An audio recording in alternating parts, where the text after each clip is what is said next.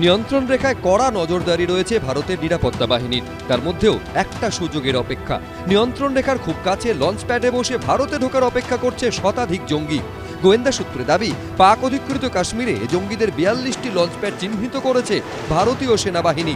সূত্রের দাবি, পিওকের দক্ষিণ পীরপঞ্জালে জঙ্গিদের 32টি লঞ্চ প্যাড চিহ্নিত করা হয়েছে, আর উত্তর পীরপঞ্জালে চিহ্নিত করা হয়েছে 10টি জঙ্গি ঘাঁটি। সূত্রের খবর, পাক অধিকৃত কাশ্মীরের লঞ্চ প্যাডগুলিতে 100 থেকে 130 জন জঙ্গি রয়েছে। দক্ষিণ পীরপঞ্জালে রয়েছে অন্তত 100 জন জঙ্গি, আর উত্তর পীরপঞ্জালে অপেক্ষা করে রয়েছে অন্তত 32 জন জঙ্গি। আর এক্ষেত্রে জঙ্গিদের সঙ্গে হাতে হাত মিলিয়ে কাজ করছে পাকিস্তানের সেনাবাহিনী। গুলি চালিয়ে কভার দিয়ে জঙ্গিদের ভারতে অনুপ্রবেশের সুযোগ করে দেয় তারা।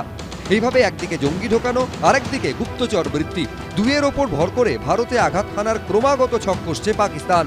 এবার পাকিস্তানের হয়ে গুপ্তচর বৃত্তির অভিযোগে পাঞ্জাব থেকে গ্রেফতার করা হলো দুজনকে। অমৃতসর গ্রামীণ পুলিশের হাতে গ্রেফতার পলক শের মসি এবং সুরজ মসি। পাঞ্জাব পুলিশের তরফে জানানো হয়েছে, অমৃতসর সেনা ক্যান্টনমেন্ট এবং অমৃতসর বায়ুসেনা ঘাঁটি সম্পর্কে গুরুত্বপূর্ণ তথ্য এরা পাকিস্তানে সরবরাহ করছিল। শুধু তাই নয়, সেনার স্পর্শকাতর জায়গার ছবি পর্যন্ত পাকিস্তানকে দিয়েছিল এই দুইজন। তাদের ফোনে এমন একাধিক ছবি পাওয়া গিয়েছে। ধৃত দুজনের ফোন বাজেয়াপ্ত করেছে অমৃতসর গ্রামীণ পুলিশ। আর পাকিস্তানকে তথ্য সরবরাহ করতে এদের হয়ে মিডলম্যানের কাজ করত অমৃতসর সেন্ট্রাল জেলে বন্দী हरप्रीत सिंह। इनके मोबाइल फ़ोन में सेंसिटिव इंस्टॉलेशंस की फ़ोटोग्राफ्स और वीडियोस हमें पता चला कि इन्होंने शेयर की हैं। जो PIOs Pakistan based entities Pakistan में बैठे हैं, उनके भी नंबर हमें रिकवर हुए हैं और उनके साथ ही इंफॉर्मेशन शेयर करते थे। इनके खिलाफ हमने FIR number 92 under official secrets act और इंफॉर्मेशन टेक्नोलॉजी एक्ट, इसके तहत हमने FIR कल रजिस्टर करी है।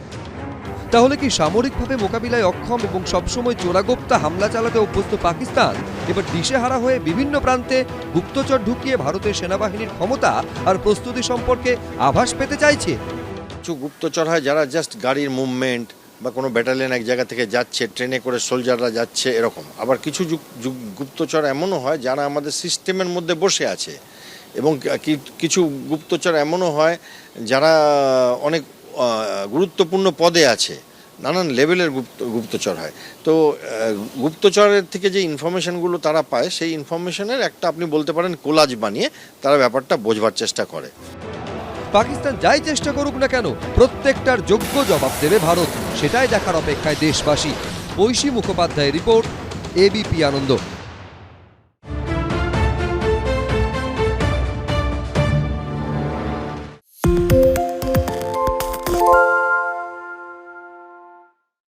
সত্য অন্তহীন, সত্যের খোঁজও তাই, সত্য সন্ধানে তাই আমরা অক্লান্ত, অকুতভয়। ABP আনন্দ নতুন ভাবনার প্রতীক, যা মনে মুক্ত, তথ্যে যুক্ত এবং যাবতীয় সীমানার বাঁধন থেকে মুক্ত। সীমা না শব্দটির মধ্যে লুকিয়ে আছে মানা শব্দটি, যেন চোখ রাঙানি এক অদৃশ্য বেড়াজাল, যা আটকে রাখে আমাদের এক ছোট্ট গণ্ডির মধ্যে। একমাত্র সঠিক খবরই গড়ে তুলবে এক মুক্ত সমাজ। সেই জগৎ গড়ার লক্ষ্যে কোনো সীমানার ঠুকুটি আমরা মানব না। ABP আনন্দ এগিয়ে থাকে, এগিয়ে রাখে।